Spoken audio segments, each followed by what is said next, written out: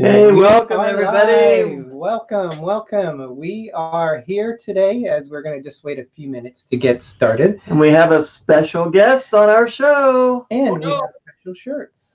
Yes, we are wearing that special guest special shirts tonight too. So we are here with Bruce from Traveling with Bruce, who was nice enough to come along and join us for tonight. We are just going to wait a few minutes to get people set up so we can watch chat. We are logging into our own page. Number 6. What do you mean 6? 6 times that we have that. Oh, like the playback? Yep. So we already have people in chat that have been coming in and welcoming us. So welcome, D. Walker. You said you were going to show up yesterday, so thank you. Agnes, New Jersey. Sylvain Forrest. And who else? Ed Tolson Jr. So Tweety. More sunshine, please. Yes. Hey. Sherry Seacoos. D. Walker. Steve's World. Paul Wilgus. And Blaine 2007. All welcome. Right, welcome. So we have a special guest with us today, guys. First, we're going to go, before we start getting our little show going. In honor of our special guest, Dilly to Bruce, and to both of our channels and everyone's channel. In only the way that D&G Explorers can say it. Dilly. Dilly. So we are only 17 days from us. Bruce has the right idea too. With his Diet Coke. Why not, right? We are only 17 days from us going on our first non-Disney cruise. We are going on the Norwegian Bliss. So we are a little nervous because this is we don't know what to expect. I'm not really thinking about it too much. I'm excited to go, but I haven't really thought of it. It may not have sunken in too much because of work and everything. Yeah, I'm getting really excited. Some of our Disney friends, they went on the Disney Fantasy on Sunday, which is going to be the exact same cruise we are going next year. And then they met up today too with another channel. Yep, another channel left on Sunday. They went on the Oasis of the Seas out of they both went out of Port Canaveral, I believe. So just seeing their videos, they went live when they left the port. That got me really excited of what we are going to experience. So we are cruising through life. Very, very excited. Yes, we also have Deb, Alyssa Stenberg. Elisa, am I saying that right? Alyssa Stenberg. Okay. Welcome, guys. So we do have a special guest. We asked Bruce to come join our live show. We, D&G Explorers, are part of the TWB family, Traveling with Bruce family. And several months ago, I was trying to figure out how I even got associated with Bruce. I think I was watching one channel and was referred to his channel. And we went into a lot of cruising information, and we had just come off a Disney cruise, and we were hungry to find more information. At that time, we only had even less than 169 subscribers. We're just starting out, we're just babies. Yeah, and even from that early time, Bruce reached out to us and wanted us to do a video collaboration with him and some other YouTubers. It was on Bruce's page. And welcome, MGTO, thank you. And we were very, very excited to do that. We've been avid Traveling with Bruce family members ever since. If you guys are not familiar with his channel, he will give you the latest information on cruising. So stuff that's happening nowadays, stuff that could be happening in the future. The latest information, he will let you know. Yep. And if he doesn't know the answer, if you have a question about cruise information, he is the one to go through. Now, he is an insane person with his live shows. He goes 8 live shows a week. Oh my gosh. 8. Yep. He doesn't go live on Sunday. We're lucky to do 1 a week. So we have him. He's going live on Monday through Saturdays. He goes to Costco on Sundays so he can have his chicken baked sandwich. And did not know that. But he has 2 nights are trivia nights, Tuesdays and Thursdays at 8 o'clock Eastern. He's on 5 o'clock Eastern for his other shows. On Saturday, I believe, Bruce, you are live at 2 p.m. Eastern. Yeah, and it is for basically the cruise topics of the day of anything that goes on. Plus, he has been doing a lot of short videos. And just short inserts of what's happening out there, the latest news. So definitely his channel is good to find out. So Bruce, with that, let you introduce yourself. Anything else we haven't said yet? I think you got it all. You've got it all. Thanks, you guys. Thanks for welcoming me to the show and the channel. I really appreciate it. Glad to be here. Yeah, I do five live shows Monday to Friday at 5 p.m. about cruising, and on Saturdays at 2. And then Tuesdays, Thursdays, I do trivia at 8 o'clock. And it all just sort of came together in January this year. After I had been doing my channel since last August, I was just doing regular videos like most other YouTubers. And then January 6th, I tried it out on a live test.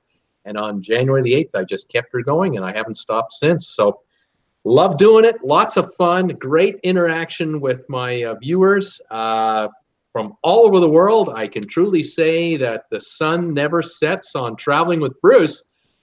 Because when I'm on the air, I've got people in Tokyo, I've got people in the United Kingdom, I've got them in South America, all over the U.S., Canada, just everywhere, the Caribbean, and it's really cool to get people's comments from just all over the world. It's fantastic. Awesome. We also had some people that jumped in. Pirate Princess Red, welcome Angela. We have Debbie Emanuel that came in. Nurse Nancy. So we have a huge TWB family here. So welcome, we are everyone. wearing the TWB shirts that you can buy on Amazon. No, Redbubble. Redbubble. What? Redbubble. Well, he does have some things on Amazon, right? You said? That's true. So I meant That's good. So a little bit about, thank you, Sylvain. She said our shirts look good on us. A little bit about what's going to go on tonight. So we have, with us going later, my work schedule, I work retail, so my work schedule has brought us on later than what we normally like to do. So we're going to try to keep it to about an hour, hopefully. But we're going to ask a few questions to Bruce, a little bit about cruising, just some of the changes going on, the trends of it. We're going to talk a little bit about our first Norwegian cruise. So Bruce, to give us some insights, what can we expect? But then also for people who have a YouTube channel out there, we're going to ask his insights of how his channel has grown so immensely. He's earning or getting anywhere from 50 to 100 new subscribers per day. So his channel is growing amazingly. So at the last part of it, after we talk about the cruising stuff, for people to maybe get some insight of what could help possibly you, we're going to go switch to channel growth.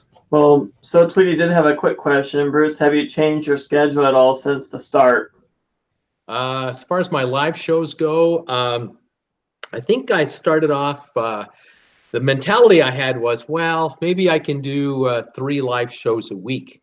And I thought maybe I would do like a Monday, Wednesday, Friday kind of thing, or maybe a Tuesday, Thursday, Saturday. And I just found that because I was following new cruise news, which is changing daily, every cruise line seems to make a news announcement almost every second day about something. I thought, you know, why don't I just do a show every day and see how it goes? And so I was doing a show Monday to Friday, having no trouble with it, although, you know, got through the rough spots at the beginning and figured out the logistics of it. And then I realized you got to do a show on Saturday because a lot of people work Monday to Friday and they can't join me live. They can only watch my reruns. So I decided I'd throw a Saturday show in, and I figured, well, make it 2 in the afternoon Eastern time. And that way people get, you know, they're running around done in the morning. They get that 1 hour in the afternoon, maybe for a little TWB time, and then do whatever they got to do Saturday night. So I did that for about a month or so. And then I was getting requests saying, you know, I work and I don't get home until like 4:30, 5 o'clock. Can you, or no, I don't get home until 5 or 6 or 7 at night. Can you do a nighttime show? Could you like move your shows to be on later rather than earlier? And instead of 5 Eastern, maybe go 7 or 8 Eastern. So I thought, well, why don't I just add 2 shows, a Tuesday show and a Thursday show at 8 o'clock and see how that goes. So I started doing that for a while, and I realized I don't have enough material to handle the Tuesdays and Thursday nights. And I was finding that the same people were showing up for both shows, my 5 o'clock audience and my 8 o'clock audience. Most of them were the same. I thought, can't do the same show twice. So I figured trivia. Let's have some fun, and I'll do some trivia. I love trivia questions. So I tried an experiment to do a few trivia questions, and it just went over great. And so now Tuesday nights and Thursday nights, unless there's something big and breaking on the cruise front, I'll mention it at the beginning of the show, but then I'll go right into trivia. And the Saturday show has become sort of a 80-20, 80% trivia day and 20% cruise news type show. And it's working well. People seem to enjoy it. So that's how it's going. The world is always in flux. We're always changing. Things never stay the same. And so at the moment, this is the schedule I have. These are the shows I'm running. And we'll see how it goes from here. We had a really good night with you on Tuesday, especially with the movie questions. That was awesome. That went on for a while. Yeah, that's right. That's right. Ever since I received this new iPad from Robert Brandt in the U.S. Virgin Islands, this has allowed me now to load my questions up on this iPad. And so instead of having me, in the past, I would hand write each one of my questions with each answer. And then when the correct answer would come in, I would scratch it off with a pen. Well, now I have everything loaded up on this iPad, and I'm using this iPencil, this thing right here, as my pen, and I'm just using it to knock off the answers as they come in. But after the quiz is done, I can hit the erase button and clear off all the scratch marks, and I can read the answers again one more time to tell you all the correct answers. So I'm now able to handle larger trivia questions instead of maybe only 10 answers or 15 correct answers or 20. Now I can go up to 50s or 70s or 80s, all depending on the topic. And some of these top 10 hit questions are good ones too. People love music, and you ask somebody Barbara Streisand's greatest hits, there might be 30 of them, not 5. And so I can go to questions of a larger nature. So yeah, it's working out. Thank you, Blaine and Cobain, for willing to give the thumbs up. So thank you guys. And can we get an amen for the Bruce TWB family? So amen. So can we start off with our first question? Yeah, so we're going to start our first question. Greg's going to start it. MG Tal says he doesn't like NCL, but that's the cool thing about cruising. Try different ships. Try different ships. Like. We're new to it, so we don't know what to experience. So we're excited to put ourselves out there. We might love the NCL. We hope we do. But it's going to be what probably not as much as Disney though. Still, what's good for one person might not be necessarily the right fit for another one. So we're very excited about going on the NCL. So question number 1 for you. Start our first question. It's a double whammy. What is new in cruising, and how many ships are being built? Oh man, I think right now 122 ships I think are under construction or on order right now from shipbuilders around the world. This does not count the new player that just entered the game about 2 weeks ago, and that's China. And when you want to talk about what's new, China is new not only in shipbuilding but also coming into the cruising game. But 387 ships exist right now. 122 or so are under construction. 250,000 cabins are make up that number.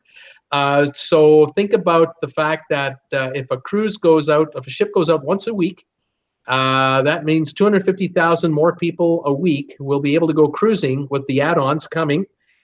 These will all be delivered in the next 5 to 6 years. It'll take that long to build all those ships. But at 250,000 people a week times 52 weeks a year, I think we're talking about 12.5 million more people a year can go cruising using those numbers. It's staggering. So right now we're at about just under 30 million a year. This puts us at 42 to 45 million by the time 6-7 years rolls by. And you can count on one thing. 6-7 years from now, there'll still be 120 plus ships on order, because the orders will just keep coming. As new ships come out, a new order will be made.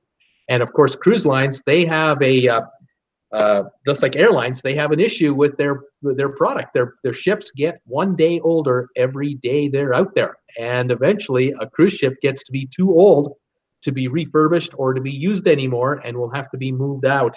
And what cruise lines are doing and have been doing for a number of years is they'll take say a Royal Caribbean ship, and it'll become 30 years old or 25 years old. It'll be then sold off to another line.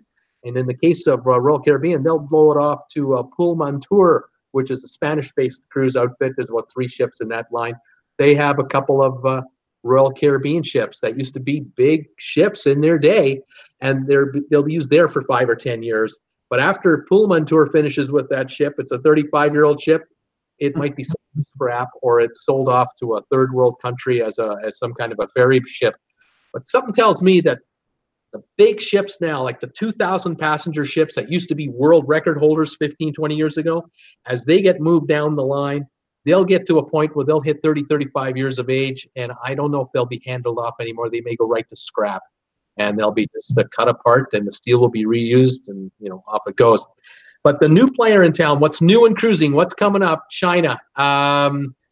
Up until about 2 months ago, it looked like the Chinese market was on a downhill climb because Norwegian pulled out the Norwegian Joy and is taking her over to Seattle for next year. Royal Caribbean took the Quantum of the Seas, and they're pulling her out of China, and they're bringing her over to Alaska next year. And it looked like the North American lines were all backing out. And I don't see that reversing. What I see happening now is what Carnival did about 2 weeks ago. They made a major announcement. If you can't beat them, join them, is the old saying. And Carnival has teamed up with a massive shipbuilder, a state-owned shipbuilder in China, to form a consortium. And they formed, in effect, a brand new cruise line that will be based in China for the China market. And it's brilliant for Carnival to do this, because rather than try to come in there with their own ships and try to gain market share and convince the Chinese cruiser and the Chinese travel agent to bring passengers on board, they're going the other way. We're joining a government entity that builds ships, and we'll together develop a cruise line that's in effect half Chinese owned. Carnival will bring the expertise on how to run a cruise ship, how to handle it. The Chinese entity will bring the passengers on board because it's a China company. So the first thing Carnival did, of course, is they sold 2 of their oldest ships from their Costa cruise line in Europe to the Chinese consortium company that they own half of. In effect, they sold 2 of their ships, half to themselves, half to the Chinese guys. And so they have 2 ships that will join that fleet in 2019 and 20 to start cruising. And the Chinese company has just signed a deal to build, I believe it's 4 ships between now and 2024, with another 2 behind it. So there'll be 6 new cruise ships added on to the 2 older cruise ships. And that cruise line within the next 5 years will have probably 6 to 8 ships operating throughout China and that area. So that's a new venture, a new deal. It'll be interesting to see what happens with Royal Caribbean and Norwegian, if they will try to come back in or come back in through another player. We don't know. But that market, the China market, is 30 million passengers a year large right now. And they have no serious service there. So that's how the potential is. I'm just talking about 40 million passengers that could be on cruise ships in the next 7-8 years with existing lines. Add 30 million more from China. We're talking 70 million people a year going on a cruise. Between Europe, North America, Australia, China, it's a booming business. This is probably going to affect ports and things like that too, right? I heard that they're building different islands, I guess like private islands like Disney has as well. So all these ships are going to have to make new ports for them too, I would think. Yeah, the China market, of course, the good news there is that there are a number of port cities between China and then down to Vietnam and to Malaysia, Indonesia. That whole Asian area is great. Chinese cruisers will be able to get on a cruise ship in the winter in Shanghai, and they'll go down to Indonesia where it's 85 degrees, and they'll have a great time. But I wouldn't be surprised if ports start getting built, specific destination resort-type places get built in Asia that mirror what's happening and been happening in the Caribbean for the last number of years, where our friends at Disney built their private island, and they're now building another one in the Bahamas. Norwegian has done it. Royal Caribbean with Labadee has done it. Other places.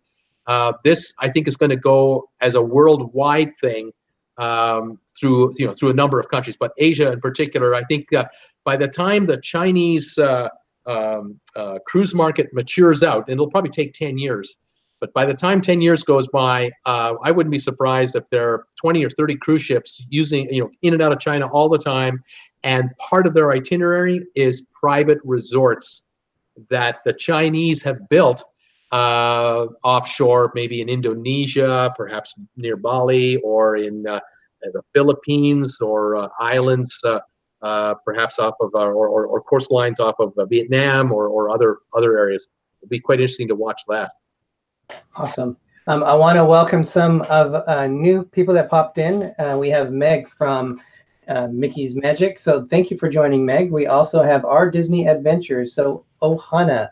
I don't know if I missed anyone else. If I did, I apologize.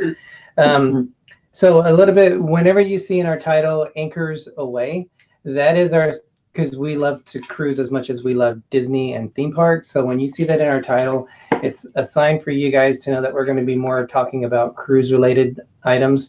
We are here today with Bruce from Traveling with Bruce, who has a lot of knowledge. We join his channel several times a week to get the latest information on cruising. So if you guys haven't looked at his channel already, definitely check him out, especially if you're interested in what is it like to cruise. So he'll give you the latest information on it.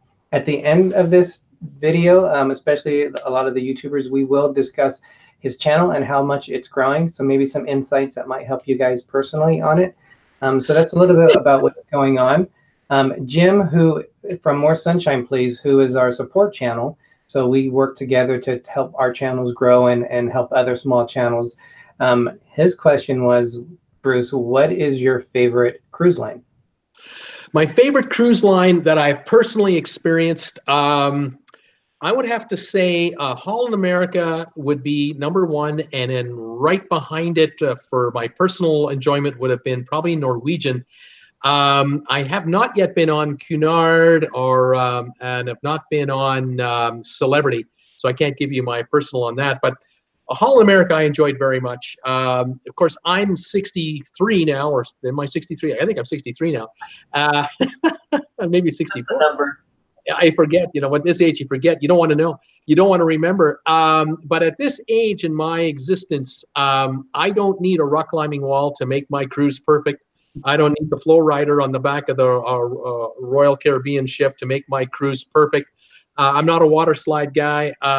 I'm a kind of guy now that likes to kind of get up when I get up, whether it's early or not, and have a bite to eat, maybe head over to the spa and loosen up the muscles and soften up the bones and the joints, and just schlep around on a sea day and do almost nothing. That to me is a holiday. That's what it's all about. Sounds fun. It's the bill for me. It's top quality bedding, great looking cabins, really nice.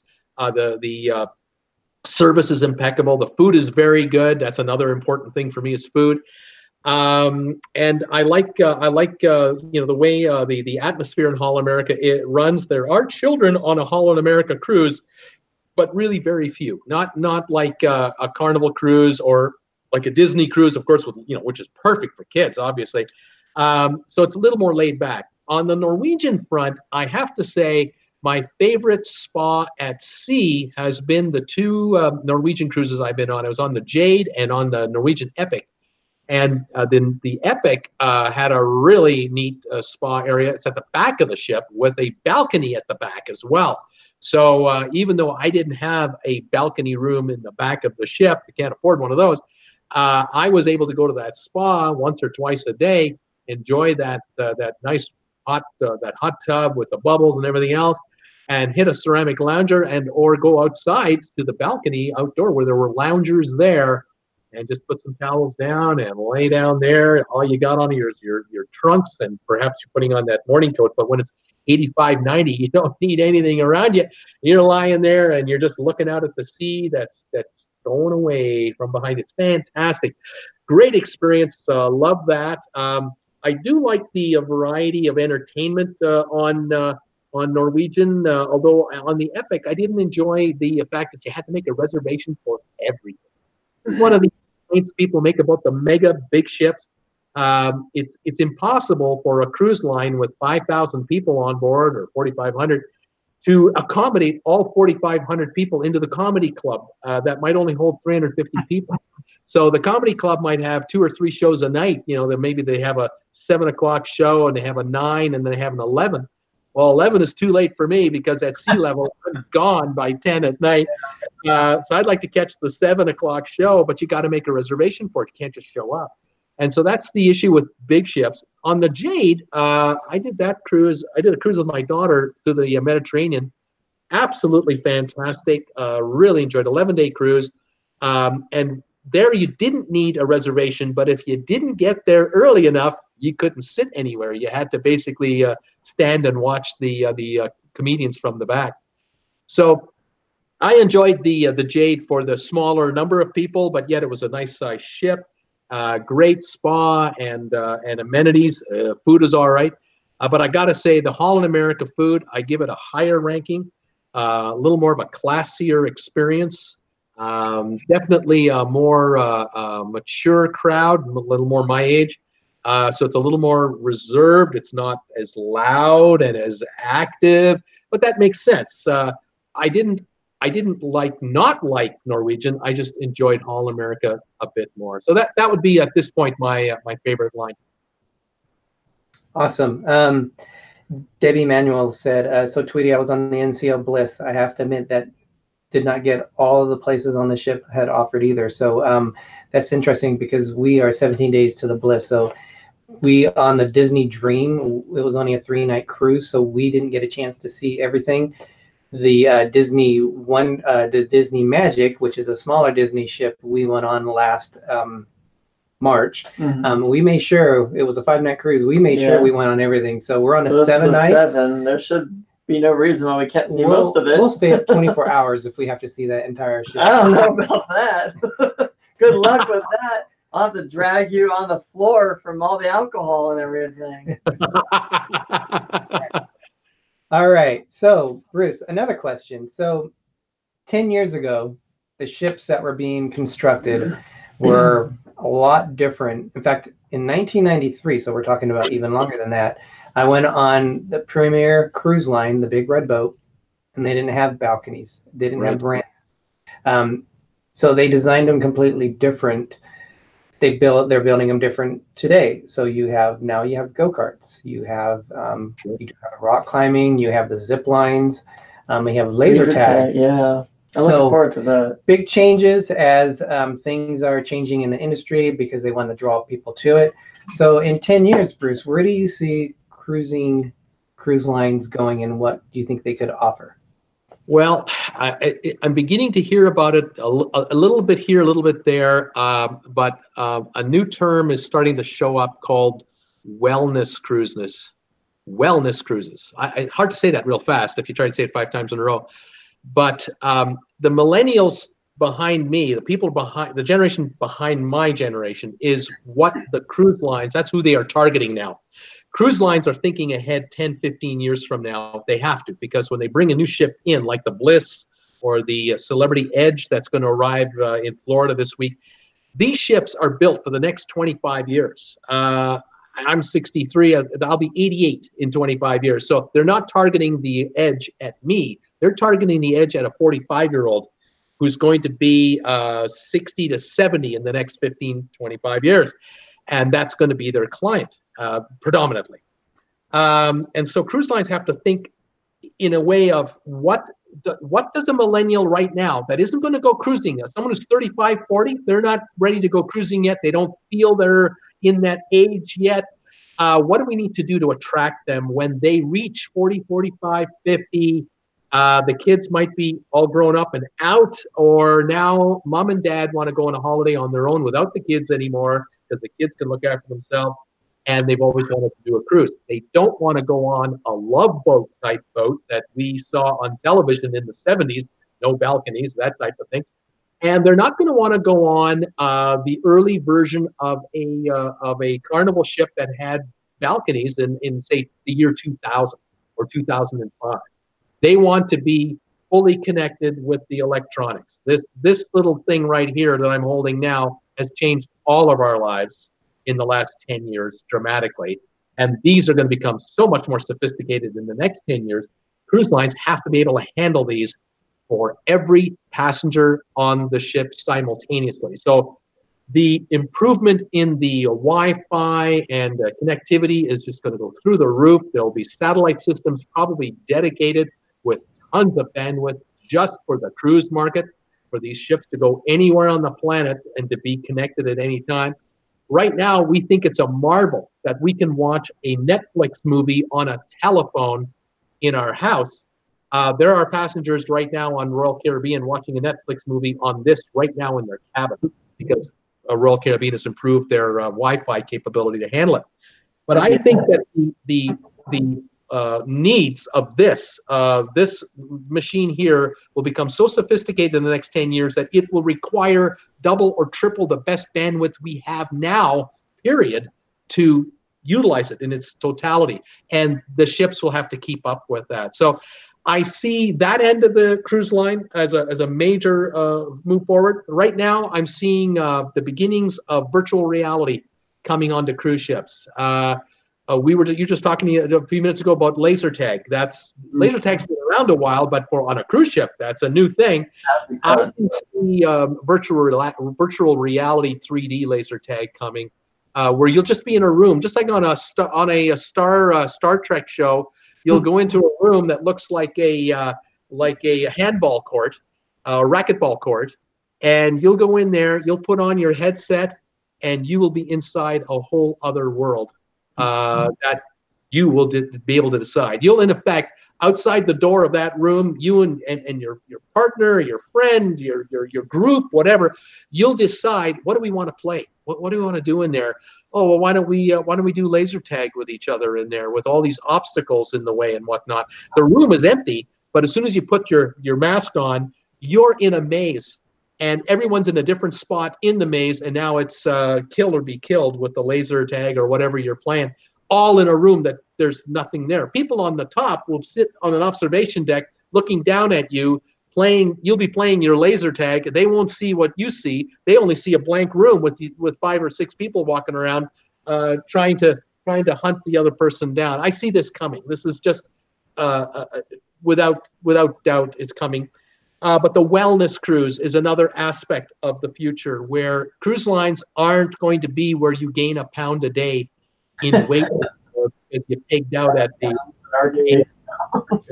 dog and the pizza. Yeah, exactly. 5 pounds. 7. There are going to be cruises that are going to, in effect, bring people on board they're going to sell the cruise as a way to say, you're going to come on this cruise for a week or 10 days. When you get off this cruise, your stress level will be way down. Your blood pressure will be way down. Your health will be higher. You'll be much wiser on how to take care of yourself. You'll be a much better, smarter eater. You're going to eat delicious foods you can't believe, and you won't believe that the more you eat, the healthier you get. And we'll show you how to prepare them at home. You'll be taking home with you in this unit right here. In this unit right here, you're going to take home the recipes on how to make the foods you've been eating on the cruise. I see that as a huge future. Cruise lines right now, the future, the present day is the same. Buffet on almost every ship, specialty restaurants everywhere, junk food everywhere. And you may have heard a couple of days ago, Shaquille O'Neal's Big Chicken restaurant is going to come onto a Carnival ship. He has a restaurant in Vegas right now, serving deep fried chicken and all kinds of other goodies. That food is now coming onto a Carnival ship. Well, that's the wrong direction of the future. The future is going to be going away from that, where cruisers behind me that are now 35 and 40, and I think about my daughter who's 30. There's no way she's going to go on a cruise to go into a pig out barn and just eat like there's no tomorrow. That's not her style. She's looking for real quality ingredients.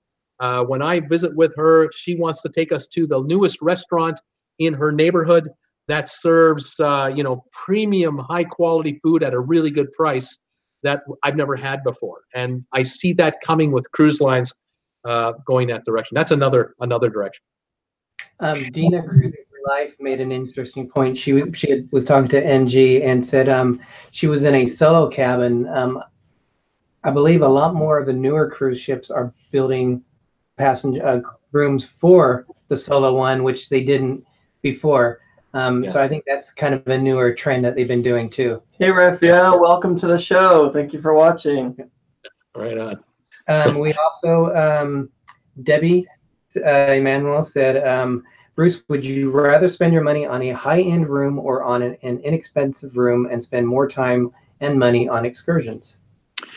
Oh, that's a good question. I will say that when my daughter and I were on the Jade, we were on an inside room. And I freely admit, when I booked that room, we could have afforded the balcony without any trouble whatsoever. But I looked at the price of the inside room. It was such a bargain. It was like an 11-day cruise for something like $560 in the Mediterranean. I mean that is, the cruise line is not making money off of me on this deal with the amount of food I ate, with the ice cream I went back for. But I would say that there's a lot to be said for people who are going to take an inside room or an ocean view room for a good low price, and instead of spending that $300, $400, $500, $600, $800 difference for a balcony, use that money for onboard spending, whether it is for onshore excursions, or whether it's for specialty dining or part of the drink packet, or just a la carte drinking. I know that for my daughter and I, we on that 11-day cruise, we were not using ship tours for about the first 6 days or so, first 5, 6, even 7 days. We would just go off the ship on our own and just walk around, and we enjoyed ourselves. But we knew that at the end of our cruise, the last 4 or 5 days, we knew that's where the top spots were for us to go with a ship tour. We went to Naples, Italy, and we did a half-day tour to Herculaneum, which is similar to Pompeii, to see the ruins from Mount Vesuvius. Absolutely glad I did it. I'm so happy I did that with her. We went to the port just outside of Rome the next day, and we had purchased an all-day tour with the cruise line, where we went to the Colosseum, saw some churches, and ended up in the Vatican, and got the tour there, and no lineup issues for us. There were thousands of people in line at the Vatican to wait to get into St. Peter's Basilica. We just walked right to the front and right in. It was just fantastic. I'm so glad I was with the tour for that. That also included a lunch at an Italian, obviously an Italian restaurant, which we enjoyed. And then the bus ride back, and I didn't have to worry about making the ship. I knew we were going to make the ship. We were with the ship tour. Then the next day was Pisa and Leaning Tower of Pisa and Florence, Italy. And that was, again, a full day tour with lunch at a restaurant. Fantastic, stress-free, worth every penny. I know theoretically, in theory, I could have hired a private tour guide. I could have hired a private car. I could have done all that myself, but I would have not had the assurance that the ship would have left without me in case the driver's car I was in would have a mechanical breakdown, or we were running late, or we got caught in a traffic jam, or whatever the issue was with the cruise. The ship was going to wait for these buses to return. So the last 3-4 days, we did tours. Even the very last day, we did a tour into Monaco, which we really enjoyed as well. So yeah, having taken the inside room, smart move on our part, because by the time you added the tours on top of that, that would have equaled the cost of a balcony. And I'm glad I didn't take a balcony and then added the tours. It would have added a lot of money to the whole deal. So there's something to be said about doing that. Now, if you're taking an Alaska cruise and you're looking at glaciers and beautiful fjords and the incredible views, that's because theoretically in Alaska you can do tours in Alaska, like maybe Skagway. You can take that railway ride and all that.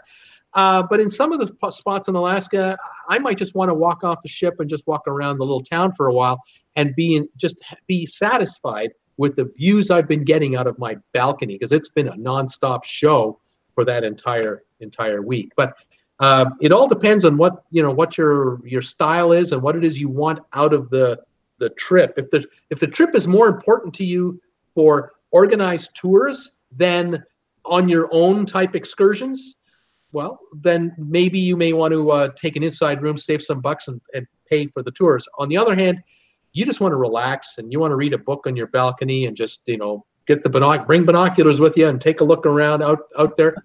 Maybe about is the way to go, and keep the tours down to a bit of a minimum. I think the next time I go to Rome, I don't need the full day tour anymore. I've done it once. I enjoyed it. I now know this time around, if I get to that port just outside of Rome, I'll go in on the free shuttle tour that they have, the bus into town, and I'll grab the train right into downtown Rome and grab the subway right to the Colosseum stop. And I can walk the ancient ruins of Rome on my own at my leisure, knowing that I can grab the subway back to the train, back to the ship port, and back onto the ship and make it in plenty of time. But the first time around, I was kind of happy that I left it in the professionals' hands. There's a bus driver, there's a tour guide, they speak English. I don't have to do anything but just sit back, relax like this, and let them take care of me. And I enjoyed it very much. Awesome. Some comments from our cruise, our Disney side of the spectrum. Our Disney adventures, she said that she hasn't gone on a cruise yet, but she's still learning. So definitely you can learn a lot from Bruce. Rafael Zingano, who they've gone on some Disney cruise. He said it's great having different insights, great guests. So definitely check out Traveling with Bruce. We'll put a link down below, but he's an awesome person. Well, we like the balcony because we spend time in the room, more than just walk around the ship, and we like to see everything that the ship has to offer. But we love the ocean also, so just being able to look out and see the ocean. The first cruise was on a Disney Dream, and we couldn't even go on Castaway Cay because there was a huge storm. But we got to see Mother Nature at her best. I mean, the storm, the clouds, lightning shows going on. I mean, that was awesome to me. I loved it. So, I mean, everybody has something different that they want to do. So, I mean, to me, it's worth it. But that's just me. So, yeah. Kate Rose, welcome.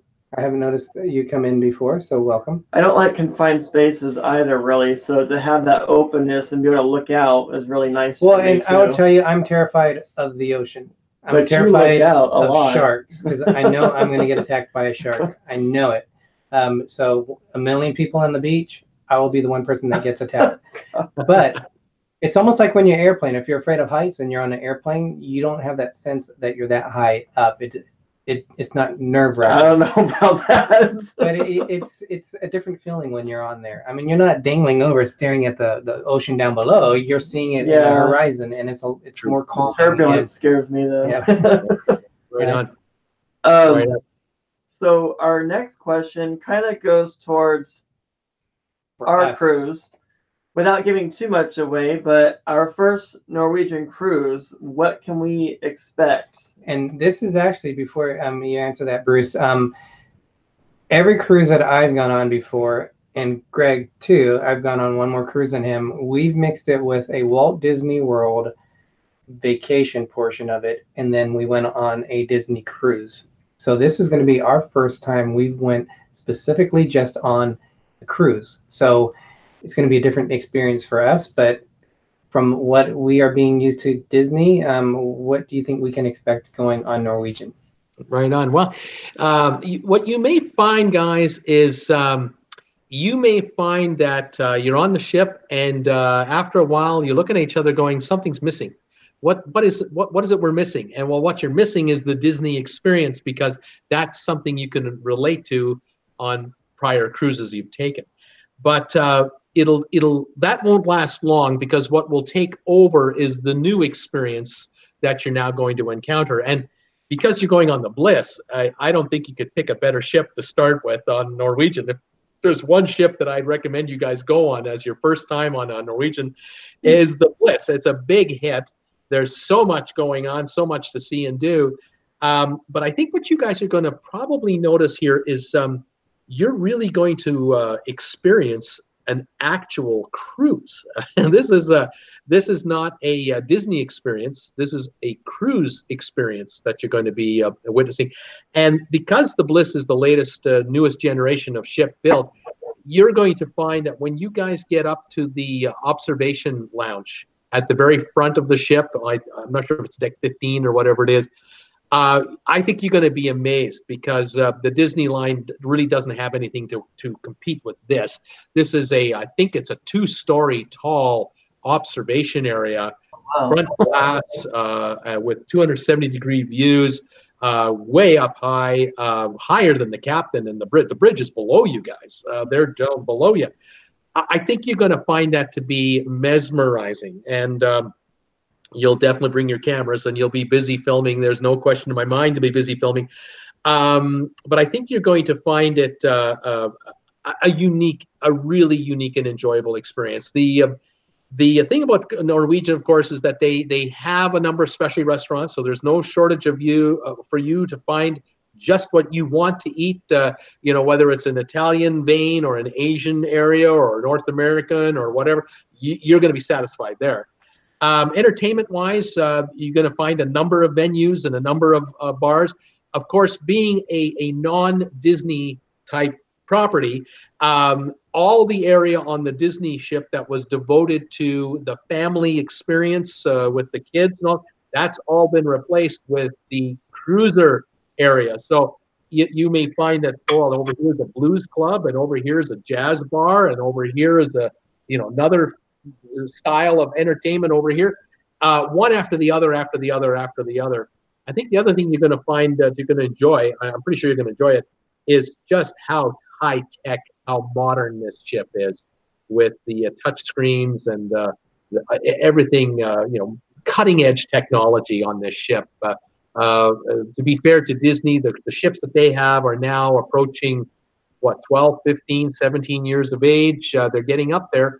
Disney does have 3 new ones coming, starting I think in 21, 22, and 23, if I got my timing right. And they will be cutting edge. They will make the old Disney ships look like antiques. And I know you guys are booking on them without question, as you should. But I think you're going to get a kick out of seeing what a brand new modern cruise ship is like compared to what you've been on so far. You haven't been on bad ships at all, by the way, with Disney. You've been on great ships, and you've had great service. But I think this one here, with all the new technological features and the new designs, and the other thing I think you're going to find, I don't know if you'll notice it, but you might figure it out, is you might be on a ship with a ton of people, close to 5,000 people, but you're never in a big crowd.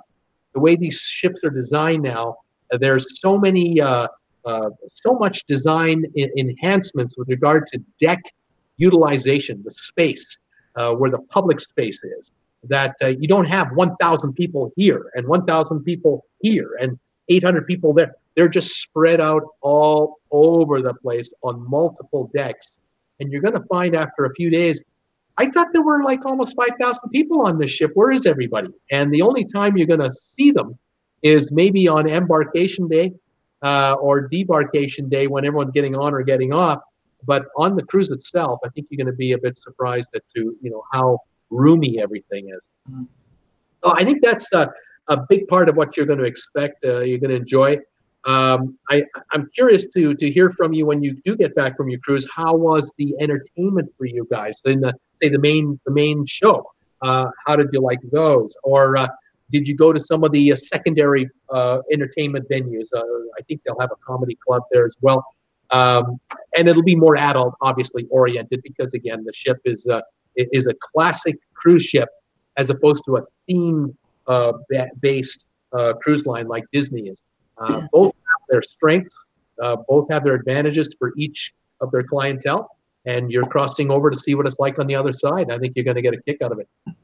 We have the 2 shows they're showing on there. We actually have reservations for both. One is Havana, and then the next one is Jersey Boys, which I've actually saw with my mom in Vegas. So I'm already familiar with that. But those are the 2. Yeah, they're in Vegas. They were cussing a lot in there. I'm pretty sure it's going to be the same on this one. But the 2 shows. Debbie Manuel had asked, where are we going? We are flying on 11:30 from the West Coast to Miami, because when you cruise, you want to make sure you don't arrive and fly in on the day of the cruise. You want to make sure you have enough time. So we are flying in the night before.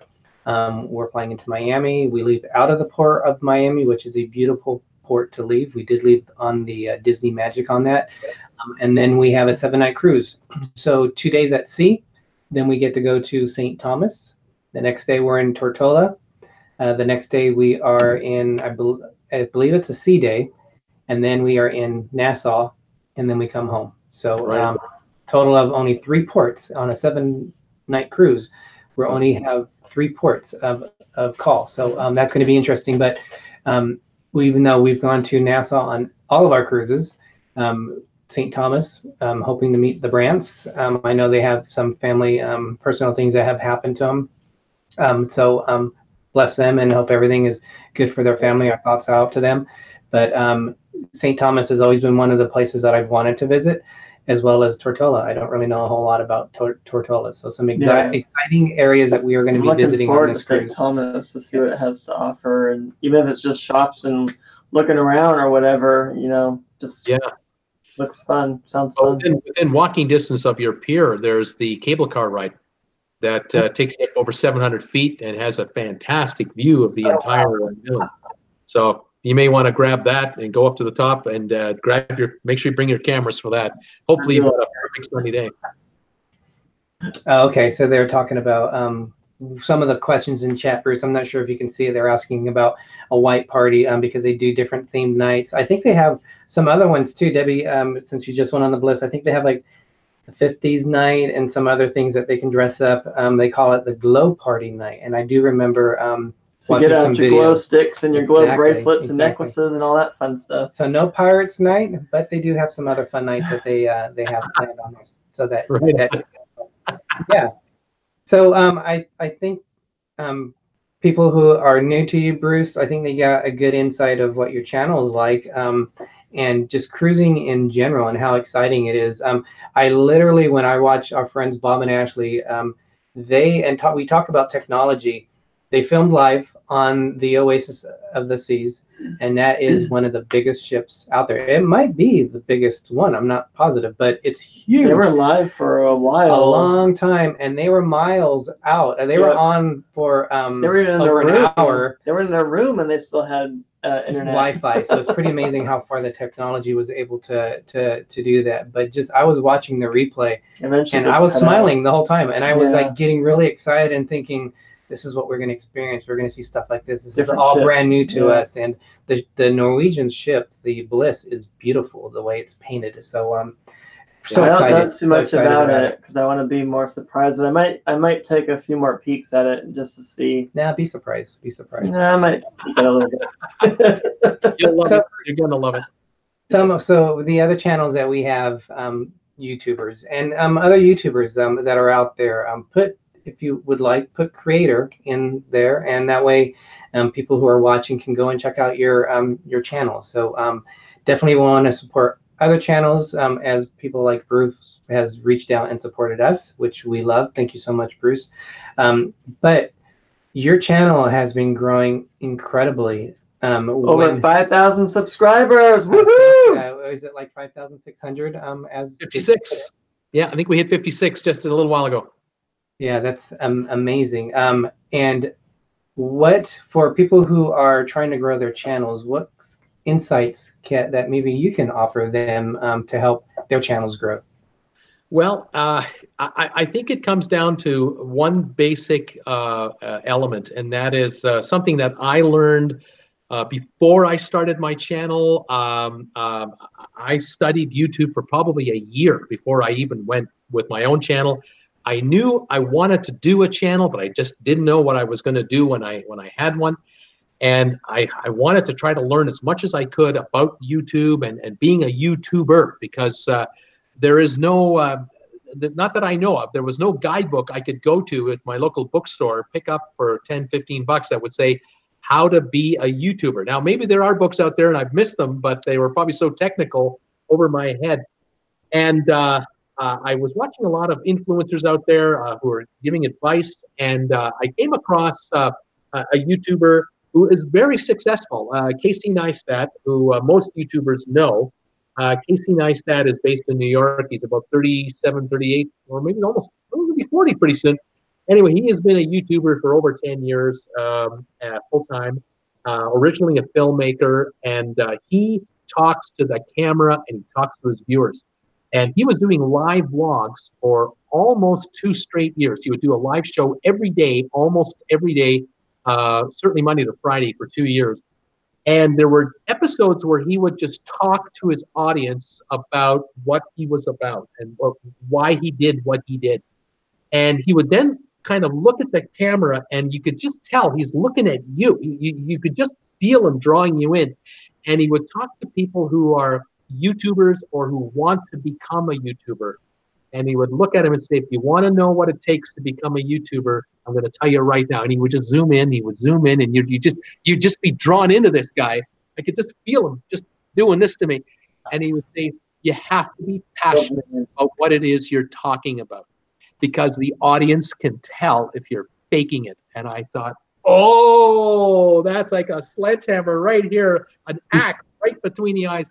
I've not forgotten that one. And I thought, okay, you gotta care about the topic at hand. What is your channel about? And I thought, well, his channel is about him, about Casey Neistat. But I don't want to make a channel about, my lifetime and that type of thing. That's not what I'm into. I don't want to be talking about me. I want to be talking about something that interests me.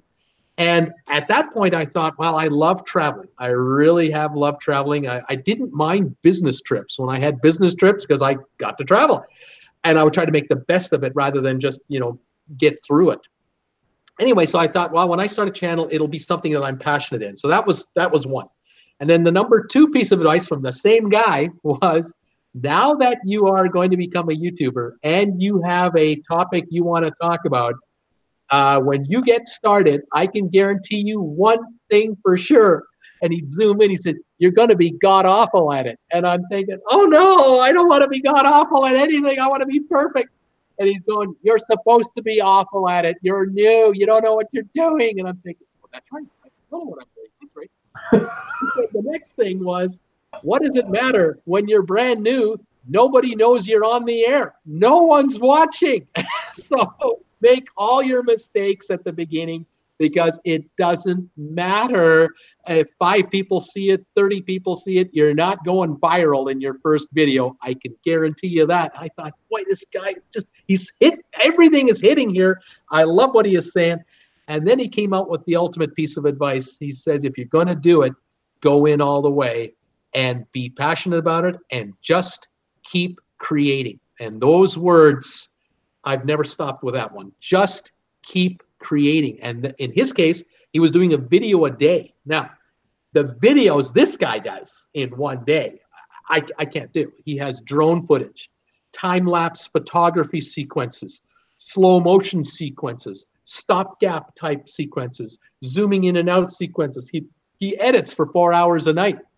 Can't do that. I need 4 hours a night for research to bring my research to the channel the next day. I can't be sitting editing for 6 hours. So I had to figure out what kind of a channel can I put together that people will actually watch and care about and will allow me to grow an audience. And I thought, well, let's give it a year and talk about what you love to talk about. And as you are into it, the audience will start telling you what they like and what they don't like. And sure enough, it happened. I started putting videos out last year in August, and I thought the first 15, 20 videos that I would put out were going to be great. They were all about this fantastic series of trips I had to Berlin, Germany. I had made videos about Berlin, Germany. I love Berlin, Germany. My viewers know I love Berlin, Germany. But they wouldn't go anywhere. The videos would get 30 views, 35 views. No one would care. No comments, a couple of thumbs ups, nothing, like crickets. And I'm thinking, wow. And then I did a video about a cruise that my wife and I took on the Ooster Dam from San Diego down to Mexico. And boom, that video got views and reactions. And I'm thinking, what was it? What was it about that video that caught the imagination, whereas the Berlins didn't? And I quickly figured out, well, it's the subject matter. And it also became apparent to the viewer that I like talking about that trip. I like talking about that ship. And they got it. They felt it. And I'm going, okay, passion. You really want to be into this. And so I did another series of videos about my Norwegian J cruise. And I did videos about how to be a smarter cruiser, how to pack for a cruise, how to find a good deal on a cruise. How do I find a good deal on a cruise? These all were getting reactions, just regular videos coming to me. And so I tell new YouTubers out there and YouTube wannabeers, you gotta care about what you're talking about, because if you don't care, the audience can smell you out. You cannot fake them. Maybe one show you can fake them out. You're a good actor, but after the 6th episode, it comes out. You're no good at it. You don't have the passion for the subject. You're done for, and your channel will just waver, and it just will do you no good whatsoever. You're wasting your own time. And so there it is. Passion for what it is you want to do. You have to be knowledgeable of what you're going to talk about. Certainly have to do your research or whatever the topic is. If you're into basketball, know basketball. If you love talking about NFL football, know NFL football. You want to talk about hockey, or you want to talk about how to put on makeup, how to make a dress, how to be a crafter. It doesn't matter what the subject is. If you're passionate about the subject, your audience will share that passion with you and want more. They'll want more from you because you can deliver. And so with cruising, I found that the more I talked about cruising and the more I dug into it, the more I liked it, even more than I thought I liked it. I mean, I thought I enjoyed cruising a lot, just being a cruiser. And now doing this, on top of that, I really enjoy it. So I look forward to waking up every morning, scouring the internet for my story of the day. What am I going to talk about today? I have no idea. What am I talking about tomorrow at 5 o'clock in the afternoon? I don't know. I have a live show tomorrow at 5 o'clock, and I don't know what I'm going to be talking about. But I'll have one ready by the time I'm on the air, because that's how this works for me. But in my case, I love this kind of self-imposed pressure and having to deliver the goods. It motivates me to work hard and really go and get the topic. But for others, there are people out there who could be great YouTubers, but they can't do it the way I did it. You have to do it the way it works for you, whether it's a casual thing or whether it's for a living. You have to find what your niche is in the YouTube world. You cannot imitate someone and try to do it exactly like this guy or exactly like that girl over there. It's not going to work. You have to be your own individual self and bring to the viewer your take on what it is you're passionate about. And whether that's making a video once a week, but a good one, making one every day, or making a live show once a week and a regular video once a week, whatever your schedule is. There are YouTubers out there who've got hundreds of thousands of subscribers, and they only post once a week. And it's a recorded show. They don't even go live. They just do once a week videos, and they have an unbelievable following. But they've done it for years, and that's the secret also to becoming successful in a hurry. In my case, it's 15 months.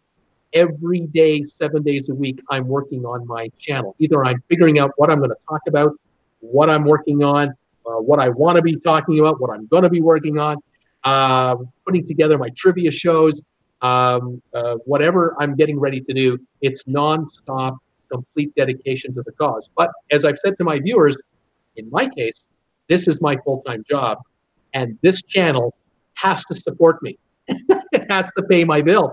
And I know that in the first year, it can't do that. Unless I got lucky with some kind of a lottery viral video, there was no way I was going to ever have a video give me 5 million views because people just jumped on it. I knew I would have to do it the old-fashioned way, put the product out there, let people find you, try to promote yourself as best you can, and build the following over time. And here we are, 15 months in. Yep, I have 5,600 subscribers. I think a year from now, I'll be at 25,000. That should be the number based on the trajectory. It should be there as long as I keep working as hard as I keep working. That's the secret. I cannot now just do this. I can't go, all right, I can just coast down. You're off and just let the money flow in, because the channel will just die right off. Because my channel isn't known for I don't have 100 videos out there that people will watch for the next 10 years. I might have 4 or 5 or 6 of them, but I don't have 100 of them. I have to build legacy videos, or what we call evergreen videos. Well, that'll come with time. Once I'm on a cruise ship and I'm broadcasting from a cruise ship and I make videos about my future cruising with my better half, Jennifer, then I will be able to post evergreen videos that will work for 3, 5, 6, 7 years going forward. And I'll do that. But I'm thinking I still have a couple of years of hard work ahead of me before I can kind of level it off. But you got to really care. You got to have the passion.